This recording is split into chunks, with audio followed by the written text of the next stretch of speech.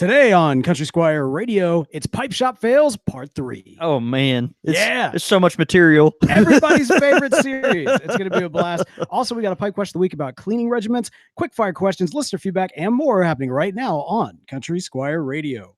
Welcome to Country Squire Radio. I'm Beau. And I'm John David. JD. Hey, Beau. Good afternoon, man. Good afternoon to you too, sir. How are you doing today? I'm doing pretty good. Yeah, it's a full weekend and got my sister-in-law in town. We've been hanging out and putting up Christmas tree stuff, and man, today's the day we're gonna deck the halls here at the Country Squire. So yeah, I got to put up the greenery and our little Christmas time widgets and whatnot. Gonna take Chief Ramrod over here and try to make him a little more festive. So yeah, it should be good. Now, it's interesting because we've made mention of this from time to time on the show, but in the Country Squire, in the old location, and now of course in the new location, there has been kind of this constant hanging mistletoe of this these tobacco leaves that have like hung above for I guess a couple of years now at this point. No, that's right. It's been probably 4 or 5 years. And so like in many respects, you've got the mistletoe hanging year round.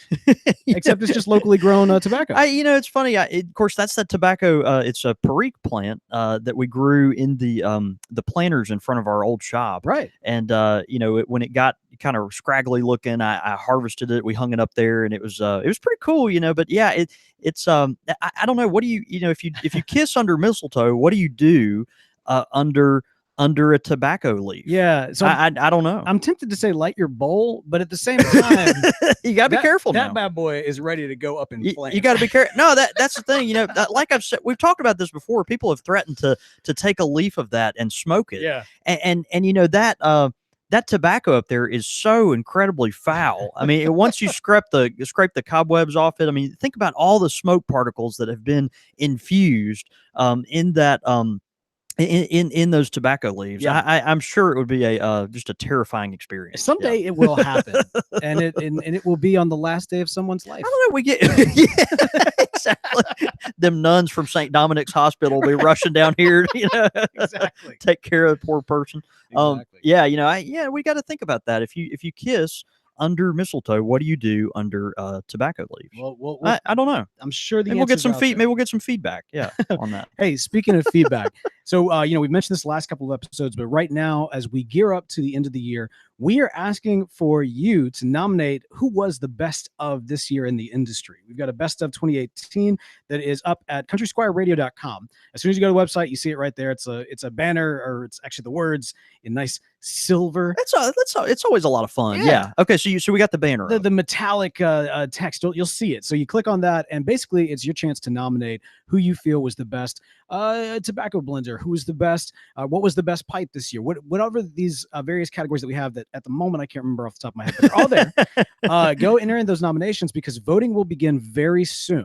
So if you want to get those nominations in, we need those in this week, and that is the week of December 3rd right now. That's correct. So go ahead and get those in, and voting will actually start next week. Nominations close out at the end of this week. So again, countrysquireradio.com, click on Best of 2018 to get your nominations in now. Okay. Man, we announced last week, of course, that the Country Squire Radio RSS feed, the archival RSS feed for patrons, is now up and pseudo running. And so I did get some feedback. I saw some comments saying not really sure what to do with the feed. Basically, whatever your podcast player of choice is, all you have to do is copy that RSS feed, and then you can add it directly in. Check with iTunes, Google Play, whoever your podcast player is, in order to figure out what the specifics are for that particular feed. And that is how you do that.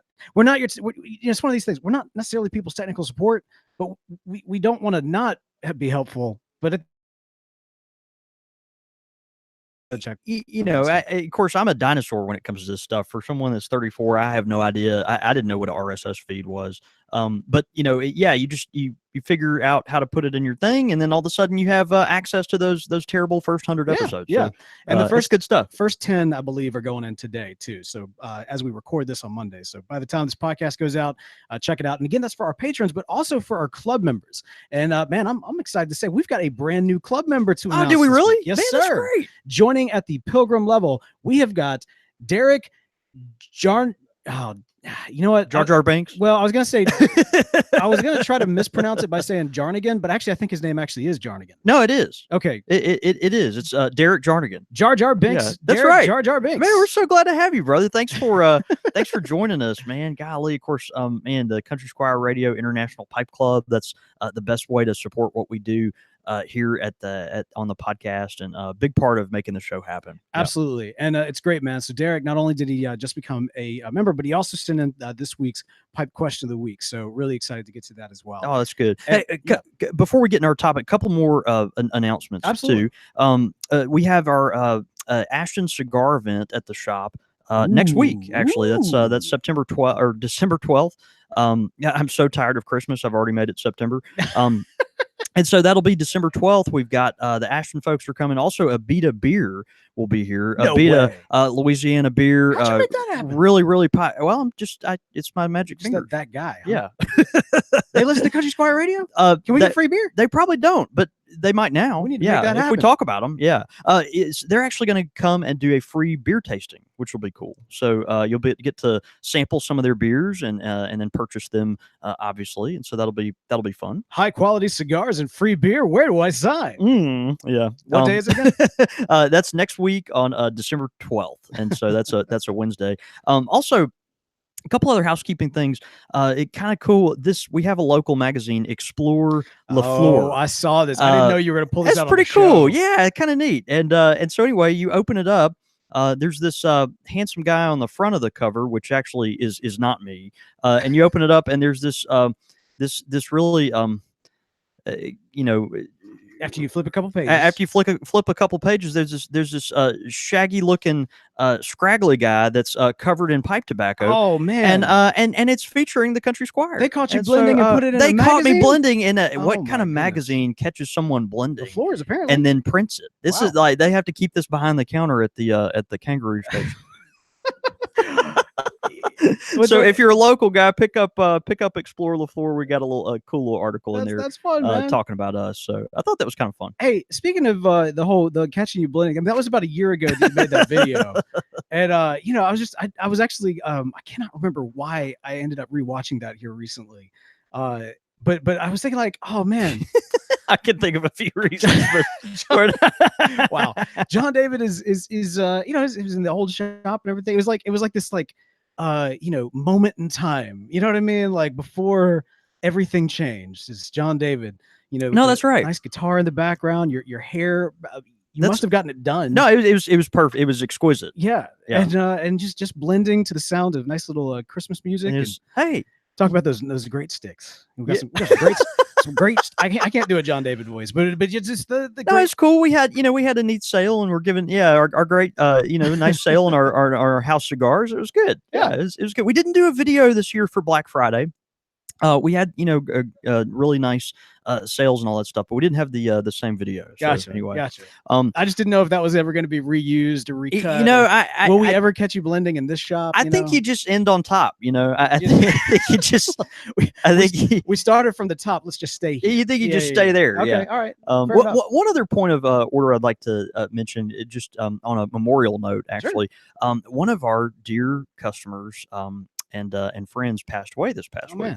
Man. Now, this individual was 98 years old, so had an incredible run. It wasn't something terribly unexpected, but a local Mississippi legend, fixture, someone that really impacted a lot of families here in our state, Dr. Blair Batson. Yes, passed away last week. Dr. Batson, who our local children's hospital is named after, was a pioneer of the children's medicine, family medicine here in Mississippi, dating all the way back to the 1950s. And of course, eventually when they built their state-of-the-art children's hospital here in Mississippi, they named it after him. It was an obvious choice because of all the work Dr. Batson had done. But customer at the Country Squire for over 4 decades. Pretty incredible. He was 98. He smoked about a pound of Cherokee every 6 to 8 weeks. So we're thinking, this is a pipe smoker, right?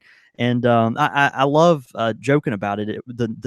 I probably told the story on here before, but the nastiest pipe I've ever seen in my young tobacconist career was Dr. Batson's, and he had someone bring it in for him because later in life he got less mobile.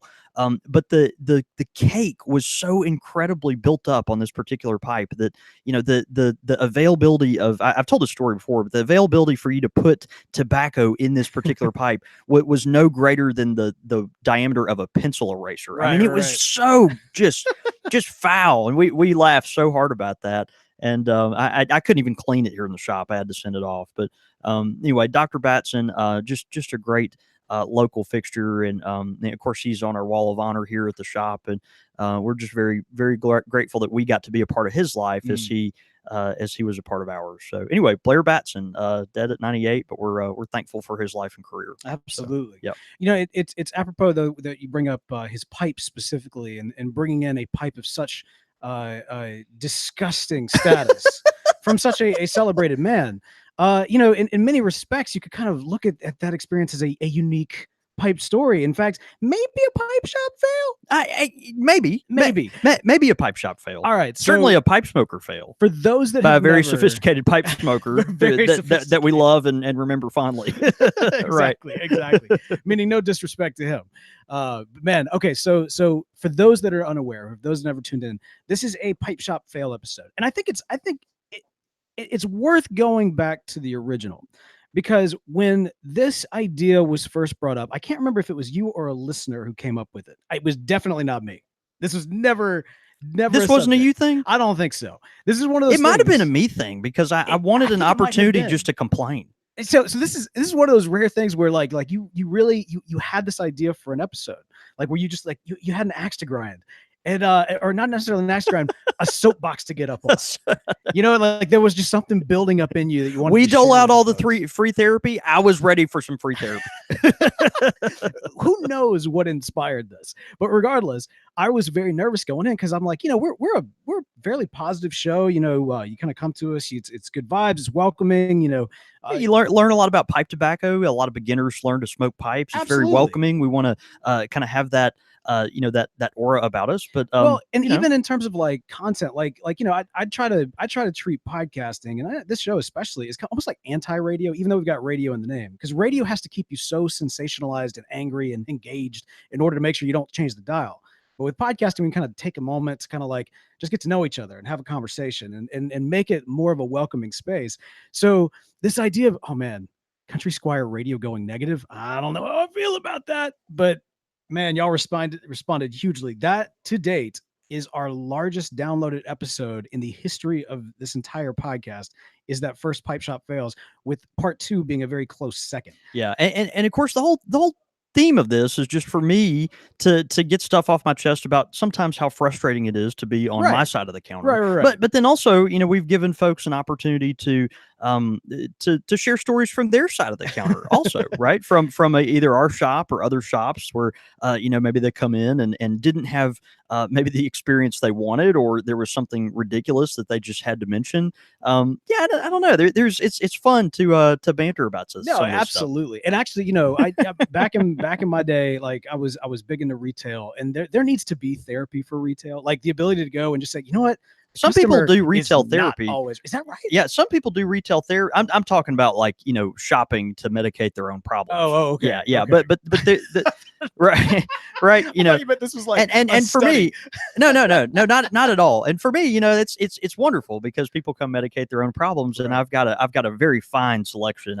So please, I mean, there's that Dunhill sitting on the counter over there will take care of some of your worst childhood issues. But it's always interesting. The customer typically is right. That's kind of what I say. Well, that's what you have to say. But see, my former career, I'm not in retail anymore. I could say the customer's almost never. That's bad. Yeah, I definitely wouldn't go that far. All right, so but it's good that you point out that this is kind of an equal opportunity fail. So we put it out to the community to share stories of maybe what they have observed as failures, either of the shop that they were visiting or of the customers that they've seen walk through the door. Because we have all, if you've been in a pipe shop long enough, you got those great days and then you got those days you'll never forget. It's just a storm, man. A storm of the type you can only imagine. Yeah. So do you want to start us off on one of your stories, or you want to dive in with some listeners? It's interesting. We have several listeners that were talking about their experience with trying to find certain tinned tobaccos at shops. Sure. And from our perspective, we do at the Squire, we are a pipe shop. We are unique in that we're not one of your cigar shops that doesn't carry a whole lot of pipe tobacco. We equal opportunity. We do a lot of cigars. We do primarily pipes, and we're proud about that. But if folks come in and they sift through the tins, we're always glad to have a nice selection. We changed our location today of recording. If you're watching the live show, you're seeing some of our tin selection behind us here, which is kind of cool. As we find what is the appropriate spot to record. No, I know, right? We're still trying that, but it's funny. One of the other day, one of our customers, this is a really popular tobacco, the Briar Works tobacco, right? I'm holding this can in my hand. Briar Works, of course, this is all made by Cornell and Deal. Great tobacco. They conspired with the folks at Briar Works to, come up with some really cool, kind of fun concept flavors and things like that. Some Ready Rub Flake, different types of tobaccos. This is back down south. It's it is a I'm trying to think. I think it's a Virginia Perique, actually. But this tobacco, the reason that sometimes I hate ordering this tobacco and putting it on the shelf is because this is a brand new tin that has never been smoked, but it is completely open. What? And it's because some precious person came in the shop and thought it would be okay to open this particular tin of tobacco. Now, it is a mason jar. It does kind of feature something where you're like, oh, maybe I could open that, but no, it's got a seal on top of it. Tearaway tab. The little tearaway tab thing. Yeah. You're not. It is very apparent that if you open this, like you should have bought it. It's over. But some precious person, they came in and they opened it and they smelled it and then they put it back on the shelf. And so, we're in that instance, the customer was not right. Wow. Okay. Did you see this happen? It happens all the time. Did you see this happen? No, actually, I think John David Burns, who works with us, was the one that found this on the shelf, but I don't think he saw it happen either. So interesting. I don't know. It's just one of those things that when they tear these things open, you just aren't sure. So did you see it happen, John David? Yeah. And that's why I feel like we kind of need to keep some of these cans behind the shelf. You'll have a lot of folks, some of our listeners were writing in saying stuff like, man, why did tobacconists keep some stuff behind the shelf? Well, in this particular one, the Briar Works tobacco, that is definitely part of the reason. Yep. All right, man, that's good. All right, so Dylan writes and he says, I hate to call it a fail, but my local cigar shop had no prices on any of their pipe accessories. And the owner let me essentially name my own price to get it out of the shop.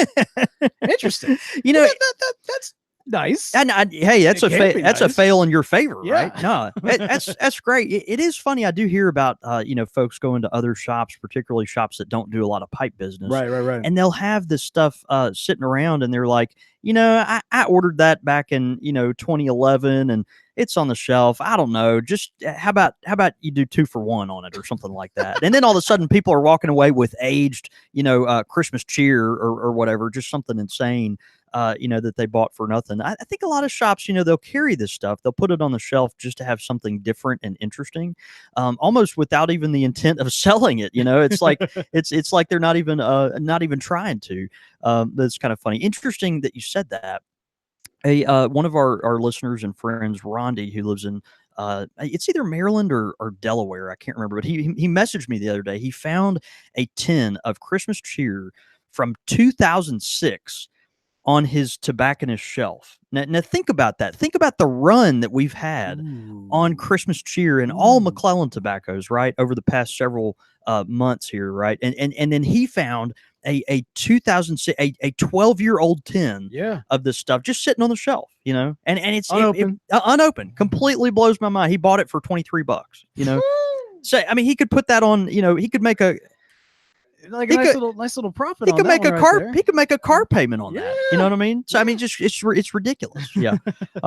Man, we have had some of our own fun things recently. Not just with obviously the things like the Briar Works tobacco, but other folks similarly will go into the cigar humidor, do the same kind of thing. They'll rip open the cigars because they want to smell the cigar. The plastic on the cigar, and so they'll tear the wrapper on the cigar. They'll tear not just the cellophane, but the paper thing, and they'll and then they'll pull the cigar out to smell it as rub if it on their nose, as if some part of the smell is gonna dictate the reason that they buy the cigar. It's incredible.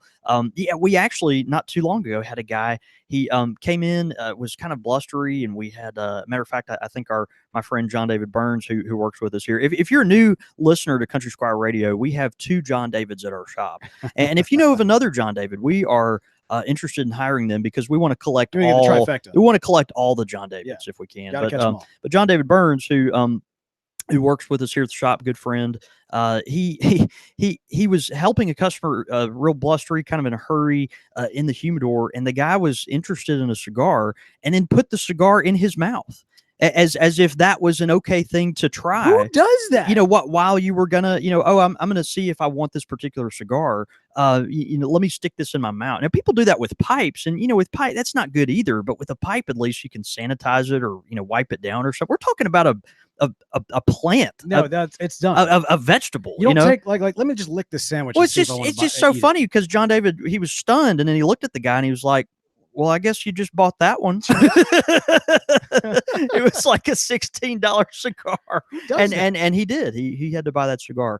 So funny, we've also had some recent interactions with dear friends of the Country Squire that have been mentioned on Pipe Shop Fails before. And so we want to revisit one of those things. Our dear friend, the Pilgrim. The Pilgrim has returned. He's been coming around, and we have these seasons where the Pilgrim comes through. If you aren't familiar with the Pilgrim, I encourage you to go listen to other Pipe Shop Fails episodes. I believe the first one. I think the first one was where we mentioned him the most. But just such an interesting. He's just the Pilgrim, He's the Pilgrim. He's just the Pilgrim, but fantastic. He came in the other day with a Zippo lighter. This is a Zippo lighter that has the cowboys on it, which for some people will be a thing of disgust. But this Zippo lighter, if you know anything about Zippos, to fill this lighter, it takes lighter fluid. Okay, so the Pilgrim came in the other day, and he had a Zippo lighter, and he had 2 cans of butane. They were empty, large cans of butane that were empty. Okay, and he was like, John David, I'm having trouble with this lighter. I don't understand. Like, I've emptied 2 cans of butane into this lighter. These are $10 cans, that he bought elsewhere. He didn't buy them here. He bought them elsewhere. But he said, I can't get this butane to go into this Zippo lighter. I've wasted 2 cans and I can't get it to light. And he had no idea that you're supposed to fill this with lighter fluid. You're supposed to soak this cotton ball in this Zippo with lighter fluid to get it. And so it was incredible. So he was just pouring it in. He was taking this thing and shoving it in there as if that was gonna get and so you think about trying to put gas into a cotton ball, right, and then you're gonna do that, and it was just this interesting experience where I'm sitting here thinking like, well, that's one way to go through $20. burn $20. No, it was good. It was interesting though. Pilgrim did gift us something that day. He recently bought a pound of Dunhill 965 match from Sutliff. So Sutliff, a great tobacco company. We love some of the stuff they put out, but they make a match of Dunhill 965 tobacco. And so he bought a pound of this stuff recently and smoked about half of it. This was maybe 3 weeks ago. Okay, this is not very long ago. And then so I catch him the other day. He's dumping the remains of this giant bag of high quality tobacco into the whatever jar, right? Everyone knows the whatever jar here at the Squire. Sure. The catch-all. It's the catch-all jar, right? We put the tobacco in that jar. I didn't like it. I only got I didn't like it, or no, but typically what it is tobacco that, whenever I get done blending, I throw the, remains of the tobacco in there, and then it's just kind of whatever, right? People buy it for $1.50 an ounce, and it's it's pretty good stuff, but it's just kind of this and that. But anyway, he was dumping this perfectly good tobacco into the whatever jar. And I asked him, "What are you doing?" And he said, "Well, it's old. I've had it for 3 weeks, and it's old." And so whoever buys the next, like, this was actually was this recently? I think this was like last week. If there's a good chance, if you're going to buy a couple ounces of whatever here in the next few days, you're going to get some of Pilgrim Zach's own, Dunhill 965 match. Wow. That was 3 weeks old. Yeah. Well, there you go. Fantastic. Yeah. It's a great deal for someone. Yeah. It's like putting a little communion in the jar. No, that's right. A little bit. It's just a community, thing. Crazy.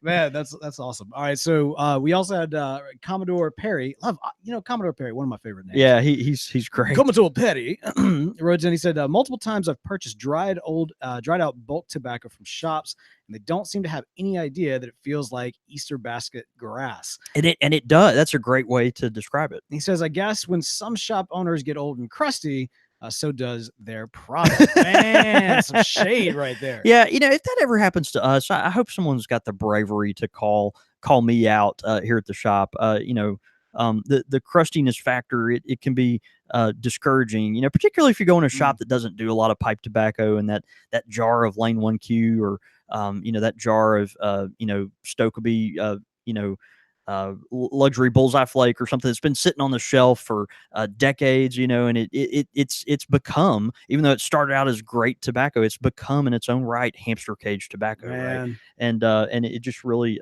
really ridiculous. But that happens. Yep. A lot of shops, and this is true of a lot of kind of specialty type of shops out there. I mean, thinking comic book shops as well. Folks just kind of get set in their ways. They've got kind of their customer base that they're just kind of grinding out. All the customers know what the prices are. All they know what they're getting. Nobody ever buys this. I just have it, so it's just sitting back there. You almost feel like they're kind of phoning it in a little bit. Yeah, no. And what ends up happening is their customer base dies out. They're not doing anything innovative, and unfortunately, with the industry not kind of providing too much competitive need for them to, then you got a bunch of new pipe smokers that are going to the online or everywhere else to get their first experience. They don't know what they're doing, which to some extent it's great for us because we can kind of help them out. No, that's right, and that's why we're here, right? It kind of created this. The reality is it's catching the fails of a lot of those shops that aren't providing that kind of service for their customers. And no, man, I don't think you'll ever get. I mean, you'll get old, you'll get set in your ways, but I don't think you'll get old and set in your ways when it comes to that point. Yeah, no, I like one of the things that we've constantly seen since when you went from managing to owning the shop was you've always been kind of innovatively pushing different things, trying new angles, providing new services, thinking through like the ideas that you've come up with over the years, some of which you decided this is a good one, some of which like, yeah, maybe not. But regardless, you're always thinking through. There's been a few of those. Yeah, I don't know. You do have to try to keep it fresh. And some folks don't keep their tobacco fresh. No, they don't keep the ideas or the tobacco fresh. It's interesting, folks at a shop, a lot of times they get really comfortable, right? We have talked about that before on Pipe Shop Fails, with the comfort level of people. We want our place to be inviting and welcoming, and maybe your second living room kind of thing, but maybe not your second bedroom, or your second laundry room, or your second storage shed, or things of that nature. And occasionally that happens. Recently, we've had a lot of people that have been dropping things off at the Squire for other people. And so it's like that. It's become this depot for, people to exchange goods, and sure.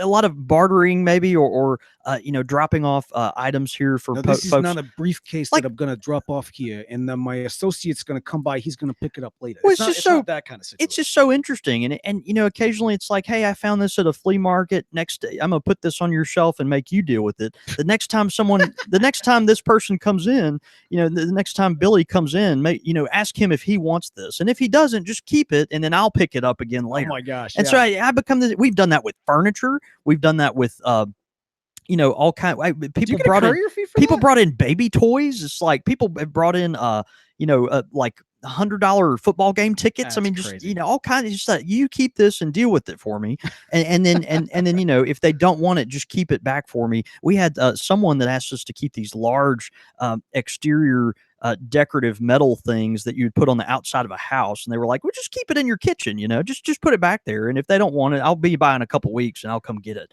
I'm like, give me a break, man. No, man. trying to No. run a business here. Yeah. You need like a courier fee or like charge them rent for the stuff or something. I feel like maybe That's crazy. maybe there's something to be said for that. Yeah.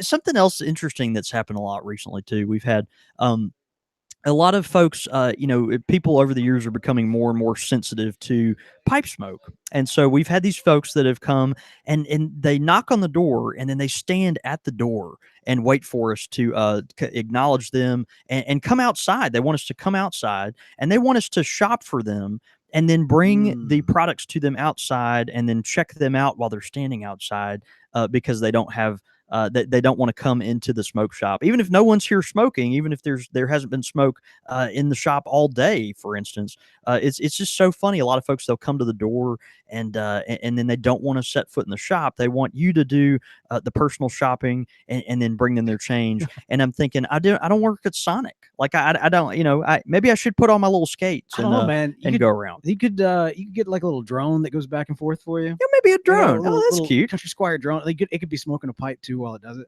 A Country Squire drone. That could be kind of That's fun. what we need. Yeah. Yeah. You No, can I beat like that. Amazon to the drone delivery. No, that's right. It'd be Yeah, amazing. just a few feet outside. So because someone doesn't want to get their silk blouse covered in not pipe smoke. It does happen though.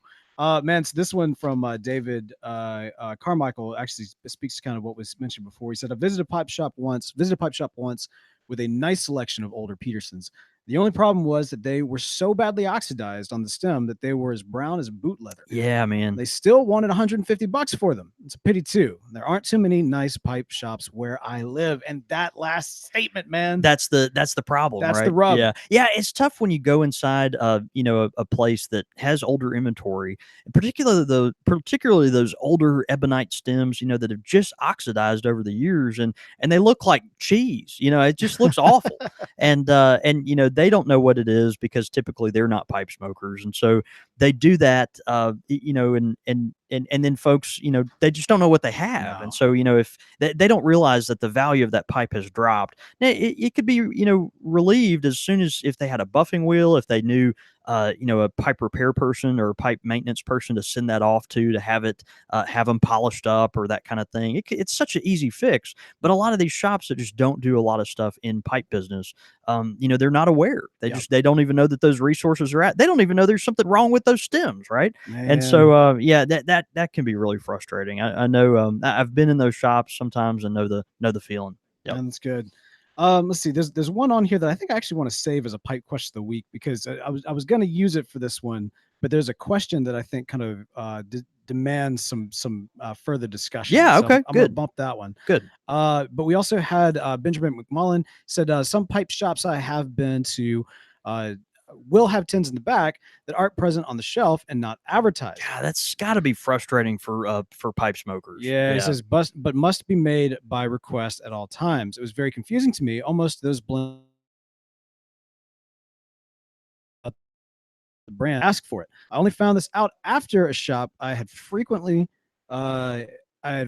finally offered, seeing that I was concerned with finding more natural flavors rather than aromatics. In my opinion, it felt like I had to be a continuing customer and someone who has an interest of the hobby to qualify at the shop to hear the quote real tobacco. I didn't think that was very fair, I guess. My last point about that was that it was never like a few reserved tins here and there, but rather hard to find tins, but rather hard to find tins, but a good number of tins, almost like they were holding out a stock in the blend. Yeah, I wonder if I actually know the shop that he's talking about. I'm kind of serious. Yeah, no, I understand. There's one in particular that I remember when I first learned about this practice that shops do, and I'm sure that to some extent every shop does this to a certain extent. And I could actually see the argument either way on this. But there was one in particular I thought, you got all this back here and it's not on the market and you're just camping on it? Yeah.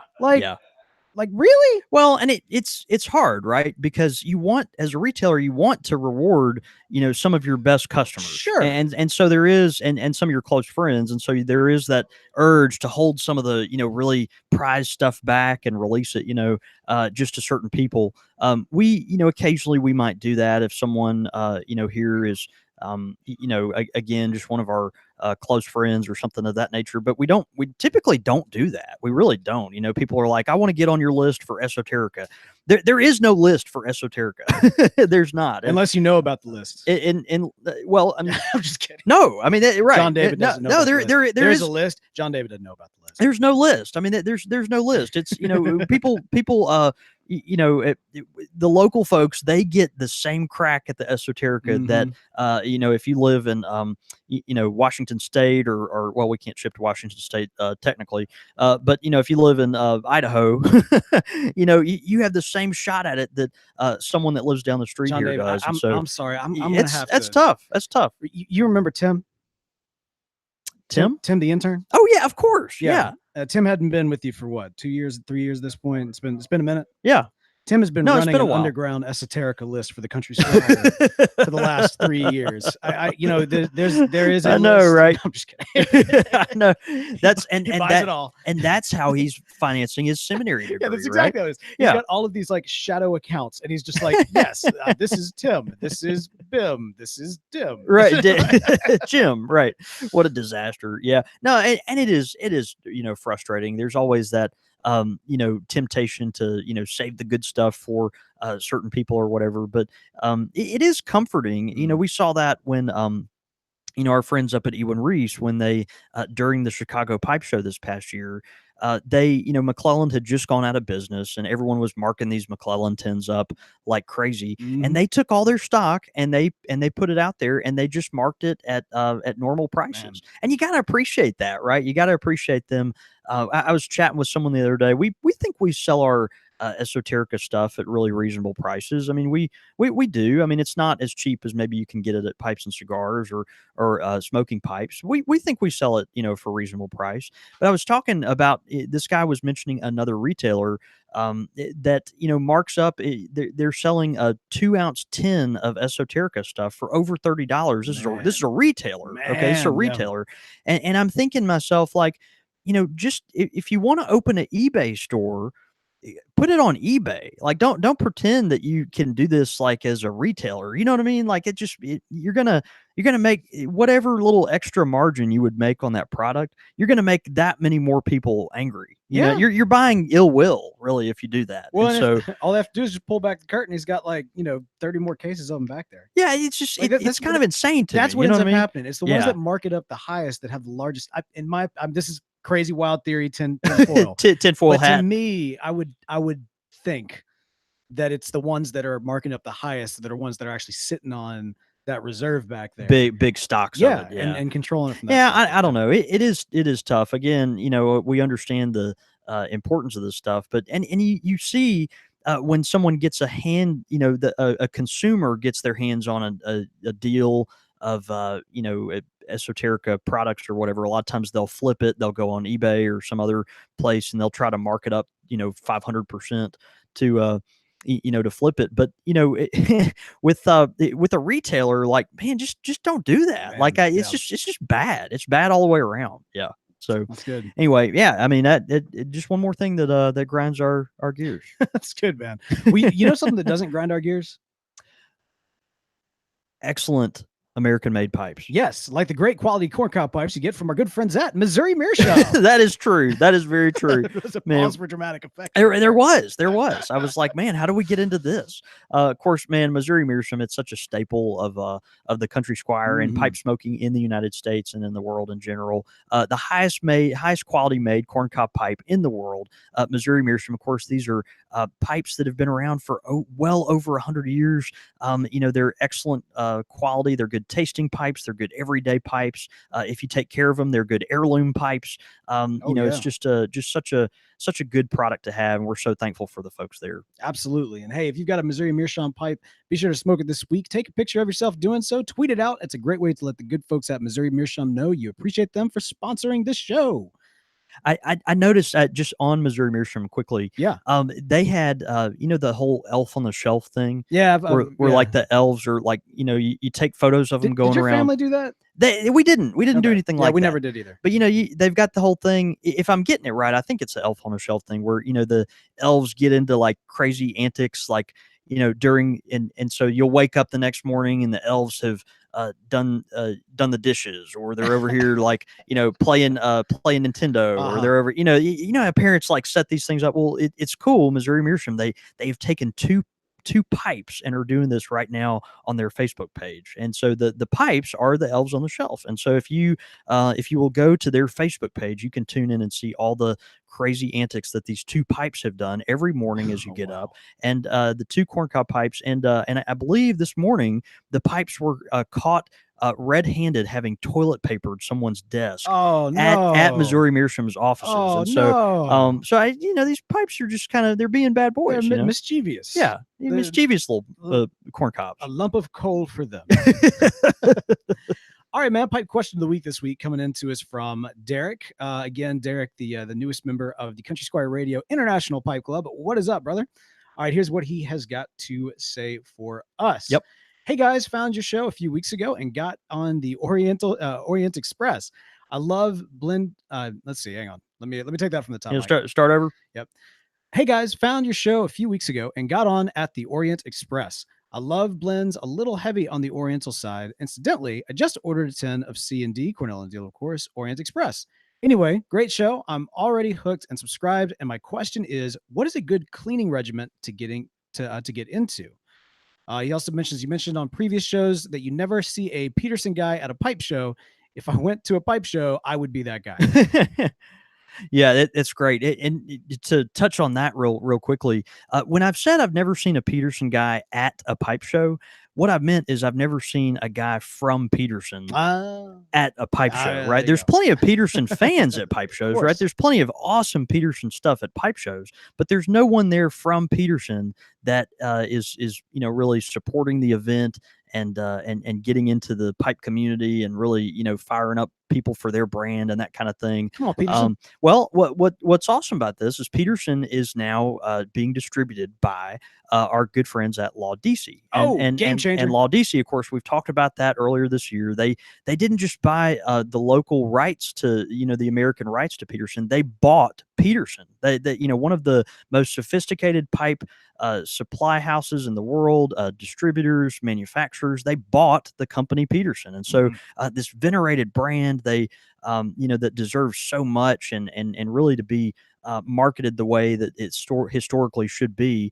They're now in really good hands, and so I think I know for a fact you're going to see Peterson have that really prominent feature here at some of America's best pipe shows. We're excited to see that. We're excited to see just all the great things that are in Peterson's future. So just want to be a little clear on that. That's good, man. Yeah. Cleaning regiment. So cleaning regiment, I was telling someone the other day, I kind of feel like the guy, the dentist, right? That's constantly telling you to floss your teeth. Right. But then I know you're going to go home and not floss your teeth. Yeah. Like I feel like that guy, right? Like it's okay. I'm going to tell you what to do, but I know you're going to ignore it. And because and then you'll go home and then didn't psychology school prepare you for this? And I know, right? But the next time you come in, you complain because your pipe tastes bitter, or right.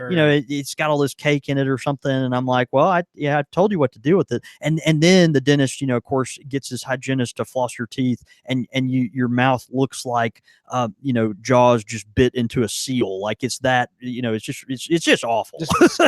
It's just awful.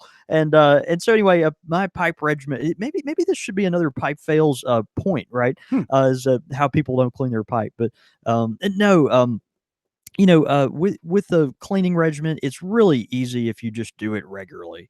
And all that takes is, of course, just using pipe cleaners. I try to buy pipes that will run pipe cleaners without taking them apart. Okay. Now, of course, I'm a straight pipe smoker. I prefer straight pipes. But a lot of those straight pipes, you can run a cleaner all the way through without having to take it apart. Having said that, some bent pipes are so bent that they just cannot do that. And then also some people like filtered pipes, which, obviously, the filter, is gonna you just can't pass a pipe cleaner through the filter unless it's like one of those Brigham pipes that allows you to do that. And so, what I recommend after every smoke, use a pipe cleaner. And if that means immediately after your smoke, or if you have to let your pipe cool a little bit, that you can take it apart and then run your cleaner through. It's just incredibly important to do that. Also, some people are like, well, why don't I just do it before my next smoke? And you can do that, but the problem is all that saliva and moisture that is inside the pipe and has been inside the shank and the stem and the bowl, that's just going to sit there for the next, let's say the next time you smoke that pipe is the next day. You may not smoke that pipe again for 3 months or a year, right? And so if you don't clean it immediately, that stuff, yeah, you can clean your pipe right before your next smoke, but all that junk is just going to sit in your pipe and just make it extra foul, really. And so clean your pipe just after you smoke it, right after you smoke it. If it's a pipe that you can run a cleaner through without taking it apart, do it immediately. If you have to wait a little bit to take it apart, do that. Always take a pipe cleaner and turn it into bend it so that it's kind of in a U shape. Shove that thing down there and just swab the inside of your bowl out to make sure that it's got the moisture out of there. If you do that simple thing, all it takes is one pipe cleaner, and if you do that after every single smoke, you'll hardly ever have to do anything else, if ever. So yeah, that's pretty much it. Well, there you go, Derek. Hopefully that helps you out. Hey, if you got a pipe question of the week to send to us, be sure to send it to us, show@countrysquireradio.com. All right, man. Quick fire questions. Ow! All right. These are coming in from Dan C. Love Dan. Here's what he's got. Oh, okay. This is one of those quick fire questions that has some parameters around it. Okay. So throughout the quick fire questions that we have, the concept is who would win in a chess match? Now, it's worth asking the question. Okay. Do you know how to play chess, John David? I do. Okay. Not well. Really? But yeah, I do. You seem like the type that might actually be like pretty good at it. Well, when I was in middle school, I think I was on the chess club. You were on the chess club? I was on the chess club, yeah. And we had those little timer things, you make your move and then you mash the little button on the side of the board so your clock goes or whatever. I never really knew what that was for. We did that. I don't know if you know this. We have a mutual acquaintance who once got in a fist fight over a chess club game back in high school. Give me a first name. I can't. Give me a last name. I can't. I don't feel comfortable. JC are the initials. Okay. And I said acquaintance. I didn't say mutual friend. Got it. All right. So we're on the same page. All right. Yeah. During a chess match, he gets into a fist fight with a baseball player from our high school. Wow. The baseball player punches this guy in the face at a time when he has braces. The coach was so mad, not that he punched this guy in the face over a chess game, but because he could have messed up his throwing hand by the damage he did through the braces. But it was this one wild, weird, epic moment what where a disaster. These two guys got this bloody fist fight over a chess game. Over a chess game, man. I'm telling you, yeah. I mean, it's hey, it is what it is. All right. So that aside, I really hope that doesn't come back to bite me. It might. It might.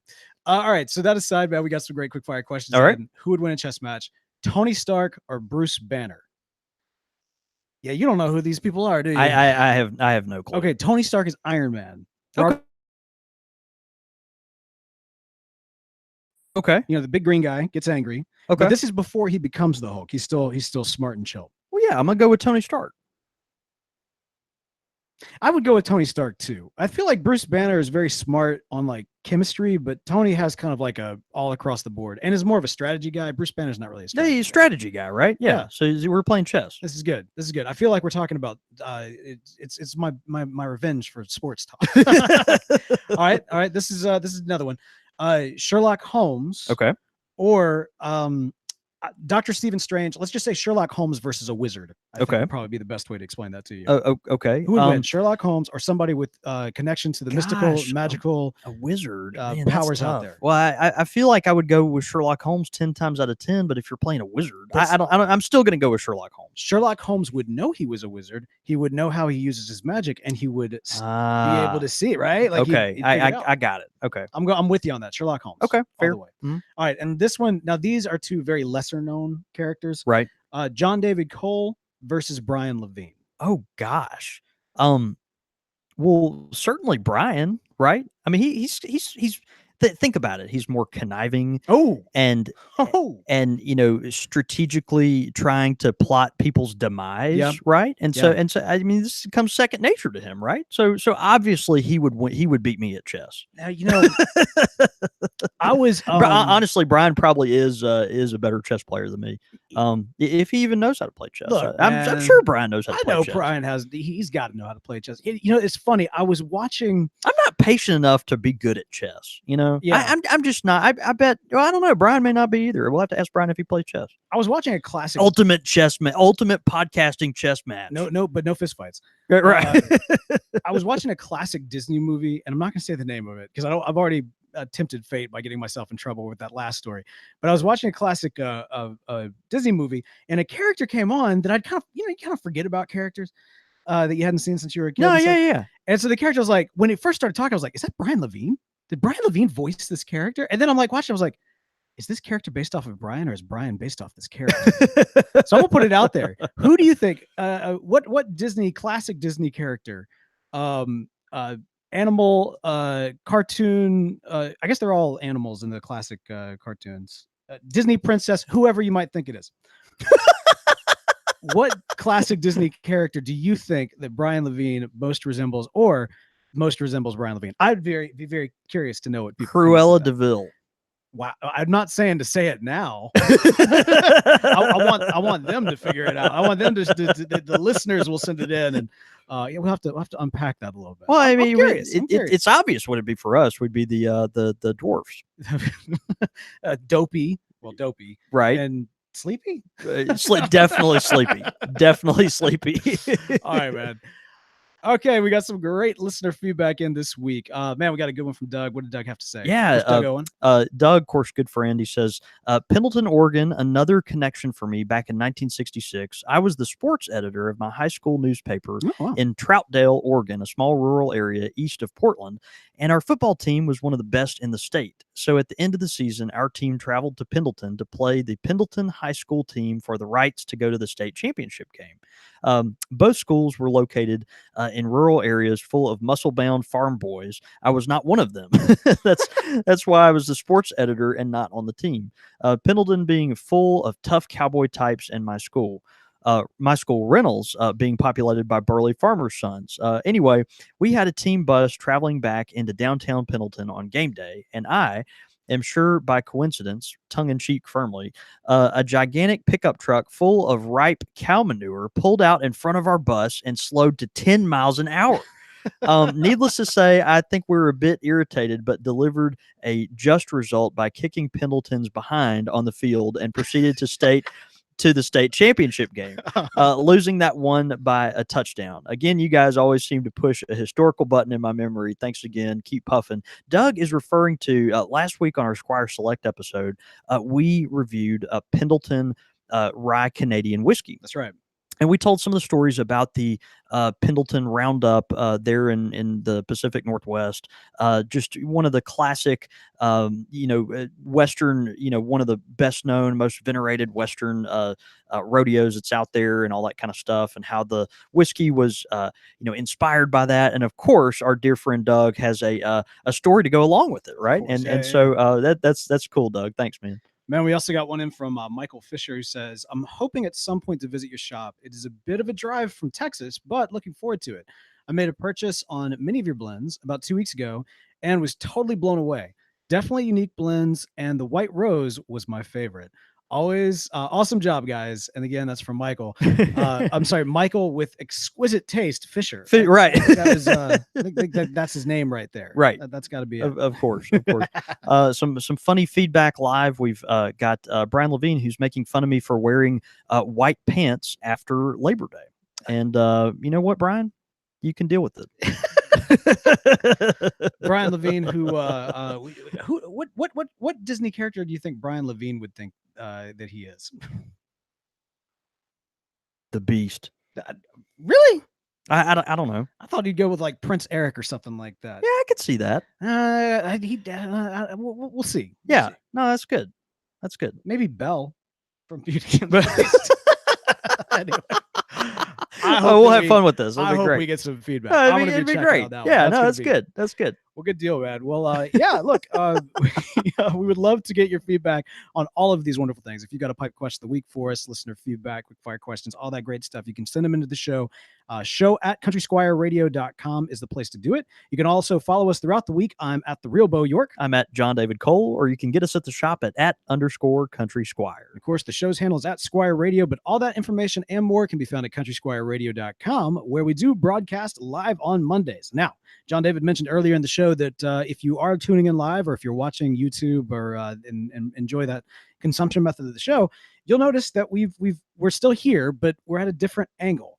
And that might continue. We're still kind of feeling our way through it. Yeah. So we're still kind of figuring out what the method is. Maybe next week there won't even be chairs. Maybe next week we'll be on top of a table. Maybe next week, who knows where we'll be? We might be tucked away inside the humidor, and people behind us will be taking the cigars out of their packages and putting it directly in their mouth. Regardless, we know for a fact it'll be probably kind of awkward. Yeah, we'll just move around. Hopefully that doesn't impact too much on the audio side for our podcast listeners. That's right. Like to kind of throw that out there. So yeah, man. Well, hey, Pipe Shop Fails. I think I had a great time, despite the fact that this was a failure conversation. It was not a failure of an episode. I don't think we failed today. No. Yet. There is still time. It is only 1 o'clock Central, so I got plenty of time left, man. Well, hey, man, on that note, let's go have a day. See you, brother. Thanks, everybody. Good to see y'all. Man, we always appreciate you tuning in, especially lunchtime. We'll talk to you soon.